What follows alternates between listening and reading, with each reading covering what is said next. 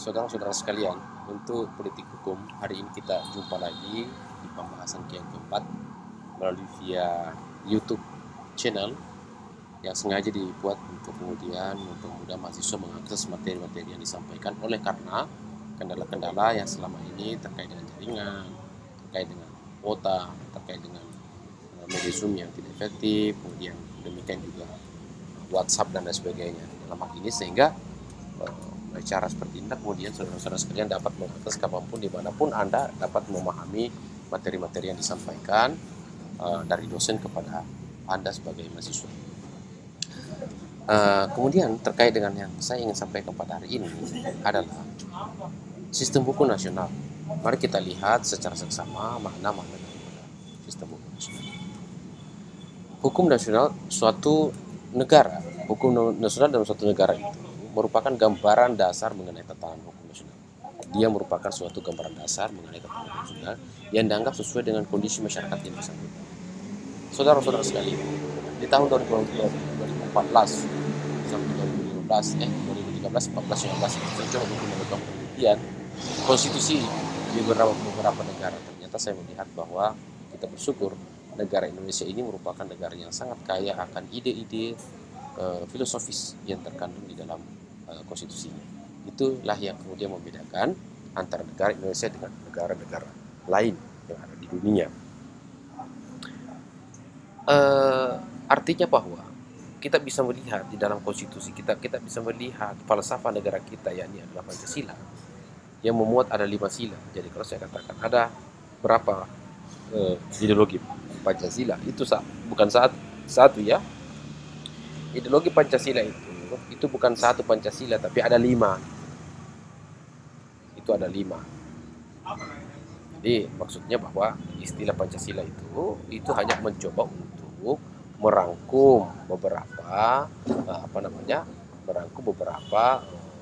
sila-sila yang ada menjadi Pancasila. Jadi itu singkatan.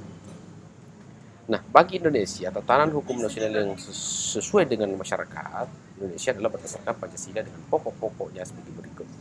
Jadi pokok-pokok ide-ide pikirannya itu artinya apa? Bahwa kondisi masyarakat kita itu kemudian termaktub di dalam Pancasila. Mari kita uji kalau misalnya betul apa sesuai dengan Pancasila. Yang pertama kita uji adalah ketuhanan yang Maha Esa. Apakah betul bahwa Tuhan itu ada di Indonesia misalnya? Praktik-praktik Tuhan ada di Indonesia. Jadi saudara-saudara sekalian, jauh sebelum Indonesia lahir, jauh sebelum masyarakat dalam hal ini negara hadir, memang sudah ada praktik-praktik keberagamaan di Indonesia, sudah ada agama-agama. Lalu kemudian dengan demikian maka berarti bahwa ketuhanan itu sudah ada.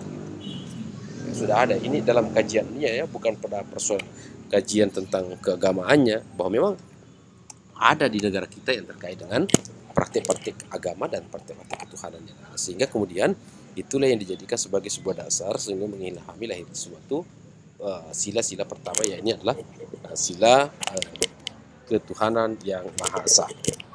Nah, selanjutnya saudara-saudara sekalian adalah sekaitan dengan sekaitan dengan sumber dasar nasional, sumber hukum nasional. Penjelasannya seperti ini, bahwa sumber dasar hukum nasional adalah kesadaran atau perasaan hukum masyarakat yang menentukan isi atau kaidah hukum. Jadi sebenarnya inilah kemudian pandangannya orang hukum, orang sospol melihat bahwa sebenarnya isi hukum itu adalah merupakan suatu produk politik.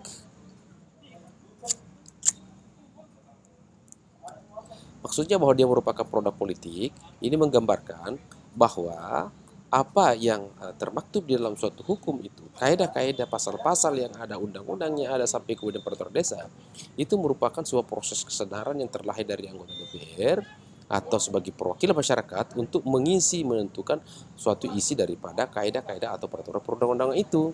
Itu sehingga dikatakan bahwa hukum itu akan merupakan produk politik. Maksudnya produk politik itu dari keinginan-keinginan masyarakat yang kemudian dibawa aspirasi keinginan itu melalui DPR sebagai lembaga perwakilan rakyat. Nah, maka dengan demikian kita bisa melihat bahwa sumber dasar tatanan hukum Indonesia adalah perasaan hukum masyarakat. Jadi apa yang ada yang kita rasa-rasa itulah kemudian yang ada dalam peraturan perundang-undang ini. Indonesia terjelma dalam pandangan hidup Pancasila. Nah, kemudian yang terjelma yang secara umum dari Sabang sampai Merauke, makanya kemudian Pancasila itu diterima oleh semua kalangan, kelompok, suku, agama, ras, sampai gender, kemudian itu menerima eksistensi daripada Pancasila karena Pancasila itu terserap, terambil, terfilter dari sosiokultur masyarakat yang terdalam sehingga kemudian difilter menjadi 5 sila.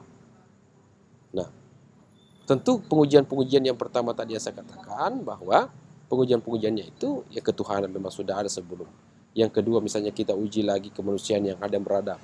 Nah kalau kita mau bertanya bagaimana sih sebenarnya penjelasannya tentang kemanusiaan yang ada dan beradab ini?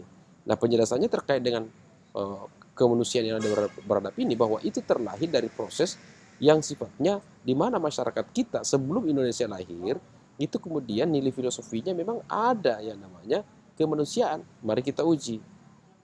Pertanyaannya, yang mana duluan kultur Bugis, Makassar, Jawa, Tator, Ternate, dan lain sebagainya dengan Indonesia? Tentu saya katakan bahwa jauh sebelum Indonesia ada, memang sudah ada Ternate.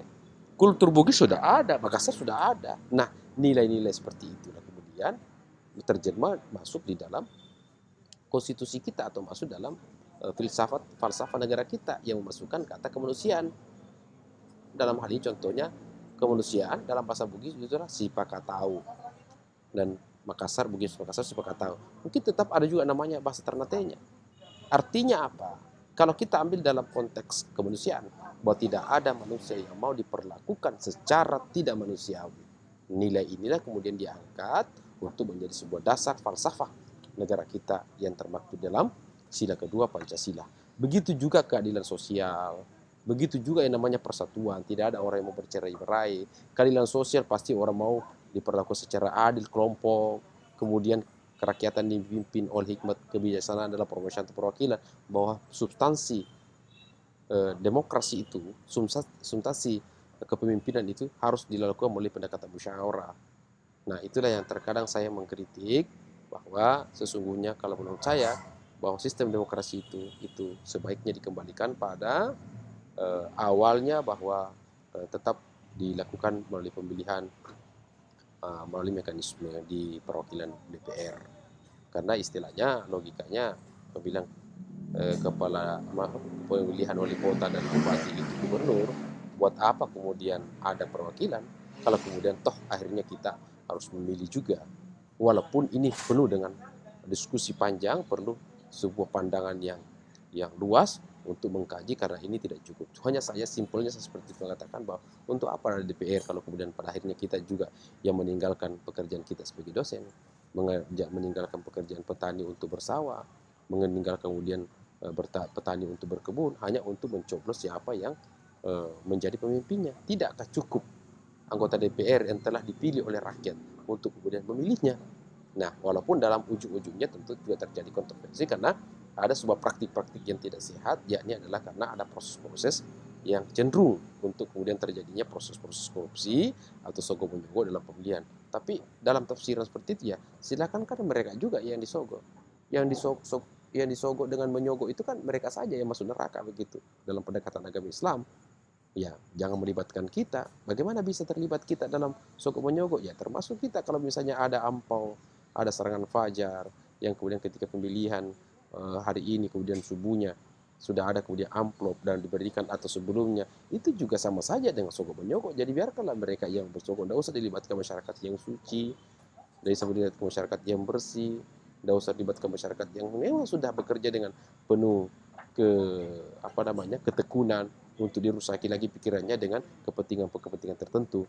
Ya kira-kira seperti itu pandangan sederhananya, tapi kalau kita dikaji Pak tentu banyak lagi yang harus kita waktu untuk kita sediakan.